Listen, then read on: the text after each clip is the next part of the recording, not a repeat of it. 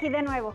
Mi nombre es Leslie Mendívil y les doy la bienvenida a las alumnas y alumnos de lengua materna de segundo grado de secundaria.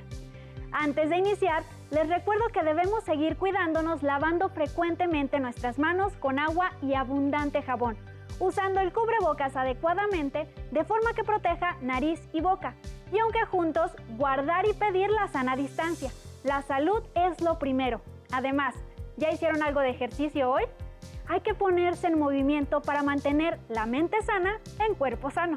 Soy el profesor Obed Santos Huerta y efectivamente, es un gusto encontrarnos en una sesión más de Lengua Materna 2. En esta sesión hablaremos sobre algo muy importante en nuestras vidas y con lo que seguro nos encontraremos en un futuro. Hablaremos sobre qué hacer para que las palabras no se las lleve el viento. Con esto nos referimos a analizar la función de diversos tipos de contrato.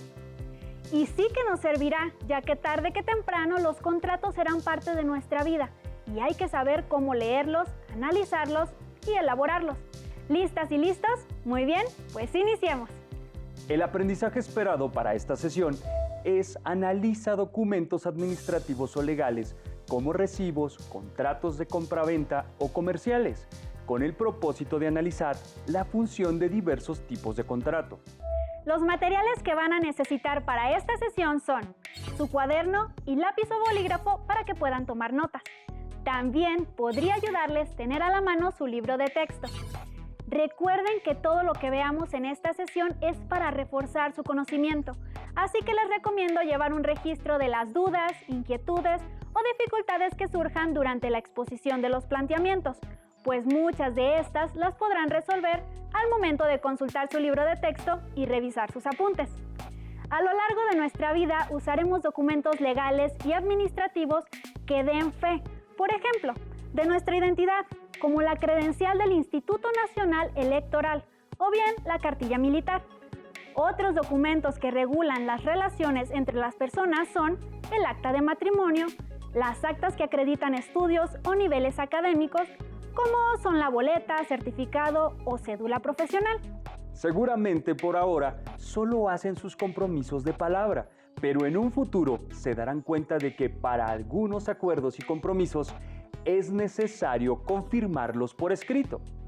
En el mundo actual, cualquier acción de compra o venta necesita hacerse constar de algún documento, un esquema general del proceso de adquisición de bien o servicio, de donde se producen algunos de estos documentos mencionados.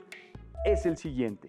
El comprador tiene la necesidad de adquirir un producto o servicio. El vendedor la necesidad de vender este producto o servicio. Para ello, el comprador consulta la oferta de diversos proveedores, elige un proveedor o vendedor del producto o servicio y acepta sus condiciones para proceder al pago de este, mientras que el vendedor ofrece el producto o servicio estableciendo sus condiciones de venta, la forma de pago, tiempo de entrega y precio para proceder a la entrega del producto o servicio. También es necesario que en estos acuerdos escritos se describa la operación realizada, el objeto o bien que se entrega, el nombre de las personas que intervienen, la cantidad exacta del pago y otros datos como la fecha. Así, de ser la posibilidad de inconformarnos posteriormente, será más sencilla. ¿Sabían que etimológicamente la palabra contrato proviene del latín contratus, que significa pacto? Esta palabra aparece por primera vez en el derecho romano del siglo I de nuestra era, pero es hasta el año 529 en el Corpus Juris Civilis, cuerpo de derecho civil de Justiniano, que sea utilizada en el contexto actual. Pero profesor, entonces podemos preguntar, ¿qué es un contrato? Según el diccionario de la lengua española, un contrato es pacto o convenio oral o escrito entre partes que se obligan sobre materia o cosa determinada y a cuyo cumplimiento pueden ser compelidas, es decir, obligadas.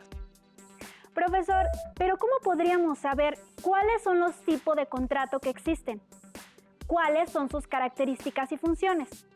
¿En qué casos es necesaria la redacción de un contrato? Para dar una respuesta general a estas preguntas, acompáñenos a ver lo siguiente. ¡Corre video!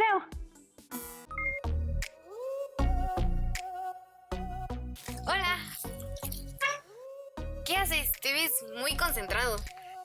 Estoy revisando el contrato de arrendamiento de la casa porque mis papás necesitan saber cuánto tiempo tenemos como mínimo para avisarle al arrendador que desocuparemos su inmueble, para que no nos cobre una multa. ¿Se van a cambiar de casa?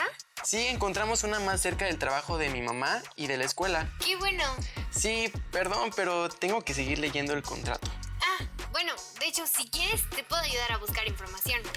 Sí, mira, de hecho aquí encontré... La palabra contrato viene del latín contractus y se define como el acuerdo de voluntades de dos o más personas que produce ciertas consecuencias jurídicas, es decir, que crea o transmite derechos y obligaciones a las personas que lo firman. Para firmar un contrato es requisito ser mayor de 18 años. En caso de ser menor de edad, es necesaria la autorización de sus padres. Los contratos pueden ser sobre cualquier materia, siempre y cuando sea legal. Las obligaciones y los derechos de los contratantes se indican mediante reglas, presentadas como cláusulas, estipulaciones o condiciones. Algunos contratos indican las particularidades mediante anexos. El contrato debe contar con los siguientes elementos. Elementos esenciales. Acuerdo entre las partes que celebran el contrato. Objeto o propósito del contrato. Derechos y obligaciones de los contratantes. Elementos naturales. Son los previstos según el tipo de contrato. Por ejemplo, en un contrato de prestación de servicios se indicará el costo, la duración del servicio y la forma de pago.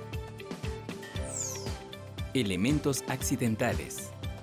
Son los que se agregan de común acuerdo entre los contratantes, siempre que no vayan contra la ley, la moral, ni la buena fe. Ya tengo la información que necesitamos. No habrá problemas porque estamos a tiempo de avisarle al dueño que no renovaremos el contrato. ¡Qué bueno! Ahora vivirás más cerca de la escuela. Cuando yo venda mi bici, voy a hacer un contrato. No sé si en ese caso es necesario hacer eso. Mejor investigamos. Va. Aquí dice que existen contratos para casi todas las actividades de intercambio de bienes y servicios. Los más frecuentes son: contrato de compraventa de inmuebles, documento que formaliza la adquisición de un bien inmueble, por ejemplo, una casa, departamento o local, a cambio de dinero. Contrato de arrendamiento o renta, documento que formalice el derecho de usar la propiedad de otra persona por un tiempo determinado, a cambio de dinero. Por ejemplo, un salón de fiestas. Contrato de prestación de servicios, documento que formaliza el pago a un prestador de servicios, sea una empresa o un profesional independiente, a cambio del servicio que ofrece. Contrato de trabajo o laboral, documento que formalice el acuerdo del pago de un sueldo por la realización de determinadas tareas o actividades bajo la dirección de otra persona. Contrato de préstamo de dinero, documento que elaboran y exigen celebrar las empresas e instituciones financieras cuando entregan dinero a otras empresas o a particulares, con la obligación de devolverlo en un tiempo establecido y con un pago de intereses. También hay contratos internacionales, como el que tiene México con Estados Unidos y Canadá para el Tratado de Libre Comercio TEMEC. Por lo visto, no puedo hacer un contrato para vender mi bici, porque solo es para inmuebles. Nos estamos volviendo unos especialistas en contratos. Sí. Firmar un contrato sirve para dejar claramente y por escrito las obligaciones y los derechos de los contratantes. Esto genera confianza para ambas partes. Los dejo, porque haré válido mi contrato de prestación de servicios de Internet. ¡Adiós! Los contratos no se utilizan para realizar cualquier transacción, pero para poder diferenciarlos, primero debemos conocerlos. Aunque la clasificación general de los contratos es muy amplia, existen los contratos laborales, mercantiles, civiles, entre otros. En esta ocasión, hablaremos de los que más comúnmente nos ayudarán en nuestras transacciones comerciales y de compra-venta a lo largo de nuestra vida. Revisaremos su función principal y sus características. Veamos entonces de manera general cómo es que se clasifican los contratos a tomar nota. Contrato unilateral. es cuando una de las partes se obliga hacia la otra sin que ésta quede obligada. Por ejemplo, un préstamo de dinero. Contrato bilateral, cuando las partes se obligan recíprocamente, como un contrato de compra-venta de un automóvil. Contrato oneroso, en el que se estipulan provechos y gravámenes recíprocos como los contratos de alquiler. Como observan, estos son los contratos más comunes y que utilizaremos. Por ejemplo, cuando queremos contratar un servicio, comprar o vender un auto, o si queremos rentar una casa o alquilar un auto. Sigamos con otras clasificaciones más. Contrato formal es aquel en el que el consentimiento debe manifestarse por escrito. Contrato de accesorio. Su existencia depende de un contrato principal. Un ejemplo sería la hipoteca. Contrato principal es aquel que existe por sí mismo. Puede ser una compraventa o permuta. Contrato conmutativo, cuando los provechos o los gravámenes son ciertos y conocidos desde la celebración del contrato, como un típico contrato de compra-venta. Contrato gratuito es aquel en el que el provecho solo es para una de las partes, por ejemplo, una donación de un bien inmueble. Contrato aleatorio, cuando los provechos y los gravámenes dependen de una condición o término, y la cuantía no es exacta hasta la realización del término o condición, como el contrato de un seguro. Estos tipos de contrato son los más comunes, pero hay que saber que para que algunos de ellos sean válidos, se requiere la intervención de un notario público. Profesor, un momento. ¿Qué es un notario público? Los notarios públicos son funcionarios acreditados por las entidades federativas. Son especialistas en derecho, cuya función es la de posibilitar que los trámites que se realizan ante ellos tengan fe pública. En otras palabras, que se les dé constancia legal a los trámites, como los contratos, y con ello se tenga certeza jurídica sobre ellos. Por ejemplo, cuando se realiza una hipoteca o donación de un inmueble, es necesario que para legalizar esta transacción sea a través de un notario que dé legalidad al documento. Sigamos conociendo otros tipos de contratos. Contrato real. Se constituye por la entrega del objeto o bien, y hasta no consumar la entrega, solo existe como antecontrato, contrato preliminar o promesa de contrato. Tal es el caso de un simple préstamo. Contrato consensual. Al contrario del formal, su validez no requiere que el consentimiento se manifieste por escrito. Por ejemplo, la compra de un bien inmueble. Y de todos los que vimos, ¿cuáles serían los contratos más comunes que nosotros utilizaremos a lo largo de nuestra vida? Bueno, antes que nada, debemos destacar que para poder participar en este tipo de convenios, se requiere de un contrato y en general se debe ser mayor de edad. En los casos muy particulares en el que se puede establecer contratos con menores de 18 años, es absolutamente necesario, por ley, la autorización de los padres, tutores o apoderados legales. Como mencionamos, hay algunos contratos que son comunes entre las personas y en nuestro país. Aprendamos un poco más de ellos. Contrato de servicio. Especifica el trabajo que se hará y su calidad, el nombre del prestador de servicio, las cantidades que serán pagadas por el contratante y el pago total, así como las fechas de inicio y término del servicio. Su función es comprobar los pagos y compromisos que implica el servicio que están contratando. Permite hacer reclamos ante las autoridades competentes, en caso de incumplimiento de alguna de las normas establecidas en el contrato. Este tipo de contratos son los que utilizamos cada que contratamos un servicio, como televisión de paga, internet o línea de celular. A continuación veremos las características del contrato de compra-venta, que utilizaremos cuando tengamos la necesidad de comprar o vender, por ejemplo, un automóvil. Contrato de compra-venta de un bien. especifica el monto que se pagará por un bien, automóvil, mueble, entre otros, y contiene los datos del comprador y el vendedor, así como los derechos y obligaciones que tienen ambas partes. También incluyen las sanciones que se aplicarán cuando alguna de las partes no cumpla lo establecido en el contrato.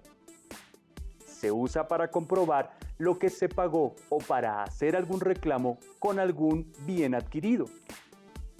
Un consejo es siempre leer cuidadosamente las famosas letras pequeñas, es decir, aquello que aparece en los contratos al final o tal cual en letras más pequeñas, porque a la larga, si no les damos importancia, ahí puede existir alguna particularidad por la que podamos salir perjudicados. Muy buen consejo. Ahora veamos el contrato a utilizar a la hora de rentar un departamento, casa o auto. Contrato de arrendamiento. Contiene el nombre y los datos generales del arrendador y del arrendatario, los datos del sitio u objeto que se renta, casa, departamento, local, terreno, salón de eventos, maquinaria o equipo, y el lugar o fecha en el que se celebra el contrato.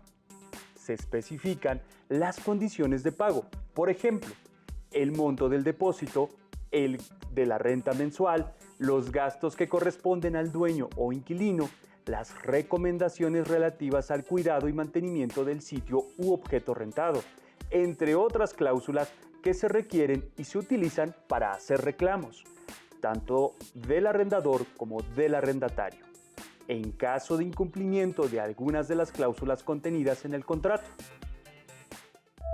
Ahora, observemos cómo sería un contrato de compra-venta real. Les pido que vean muy bien los cuestionamientos que se encuentran del lado izquierdo. ¿Cuál es el contrato del primer párrafo? ¿Por qué algunas palabras se escriben con mayúsculas? ¿Qué información se incluye en el cuerpo del texto? ¿En cuántos párrafos está dividido?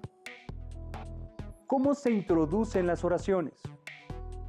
¿Qué recursos se usan para diferenciar las cláusulas? ¿Cómo es el cierre del contrato? Aquí parece que la vendedora incluyó todos los datos necesarios del auto que estaba vendiendo. Vemos enlistadas por medio de viñetas las cláusulas que ambas partes deben respetar. ¡Qué interesante! Estoy aprendiendo mucho, maestro. Así es. También se alcanza a ver en el texto subrayado cómo legalizan el documento ante un notario público, quien avala esta transacción que se concluye con las firmas de las dos partes y los testigos. La mayoría de los contratos de compra-venta, servicios y arrendamiento cumplen con una estructura similar en donde lo más importante es no omitir ningún dato. Así que analicemos la estructura de un contrato en la siguiente imagen. Los contratos de manera general se dividen en 4 partes. Primer parte, la apertura, carátula o presentación, en donde se precisa el tipo de contrato del que se trata. Menciona el nombre de los involucrados y llama a leer el contenido posterior. Segunda parte, las declaraciones. Son los datos que identifican plenamente tanto al vendedor como al comprador. Tercera parte, las cláusulas. Son las condiciones legales y materiales importantes y necesarias que deben ser mencionadas para efectuar el acto de compra-venta sin correr riesgo alguno. Parte 4. Y lo más importante, las firmas que validan el contrato, en donde se incluye fecha, lugar y número de copias del contrato, las firmas del vendedor y el comprador, así como la de los testigos. Anteriormente, ustedes han revisado la redacción de este tipo de documentos. Ahora, les queremos compartir algunos recursos para la composición de las oraciones de los contratos. Cosas que deben decirse de cierta manera. ¿Son trucos, profesor? No trucos, son conocimientos de su asignatura de Lengua Materna 2, que les van a servir bastante en esta situación. Uso de verbos en modo indicativo, como hago constar. Uso de verbos en modo imperativo, hágase constar.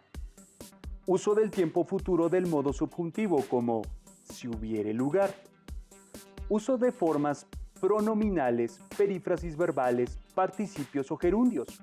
Por ejemplo, en un contrato de arrendamiento se usa el arrendatario se obliga a pagar o visto el escrito de fecha 29 de octubre último. Uso de la sustantivación de verbos, ya que en lugar de usar el verbo liberar, se usa el sustantivo liberalización. Hágase constar que esto es muy interesante y es muy útil. Pues bueno, el aprendizaje esperado de esta sesión fue: analiza documentos administrativos o legales como recibos, contratos de compraventa o comerciales. Y el propósito fue analizar la función de los diversos tipos de contratos. No olviden que lo más importante de estos documentos es revisar que estén completos, firmados y revisados y leerlos muy bien antes de firmar. ¿Qué les parece un reto que puedan hacer en familia? Los invito a indagar y analizar en casa, con los mayores de la familia, el contrato de prestación del servicio de televisión de paga, internet o algún otro servicio que tengan contratado, como el gas o un contrato bancario, o bien el de arrendamiento de su casa si es el caso. Lean con atención todo el documento, las cláusulas y las letras chiquitas. Busquen en el diccionario las palabras o términos que no conozcan y localicen los verbos en el documento, separándolos según el tiempo, modo o forma impersonal en la que se encuentren redactados. Les aseguro que van a aprender muchas cosas útiles de ello, tanto para ustedes como para su familia. registren su trabajo en su cuaderno y compartan sus descubrimientos con la familia, porque juntos pueden aprender mucho más. Gracias por compartir con nosotros esta sesión de Lengua Materna 2, en la que hemos compartido cómo hacer para que las palabras no se las lleve el viento. Hemos aprendido algo nuevo juntos. ¡Hasta la próxima! Si tienes dudas o necesitas ayuda, llama al Centro de Apoyo Pedagógico a Distancia. El número de teléfono para secundaria es el 55 36 01 71 23. Si requieres consultar los libros de texto en versión digital, recuerda que los puedes encontrar en la página conalitech.cep.gov.mx. Y recuerda que también cuentas con el sitio aprendeencasa.cep.gov.mx, en donde podrás ver nuevamente los videos de los programas y además encontrarás actividades para fortalecer tus aprendizajes. También te invitamos a que consultes las plataformas nuevaescuelamexicana.cep.gov.mx y tripulantes.cep.gov.mx.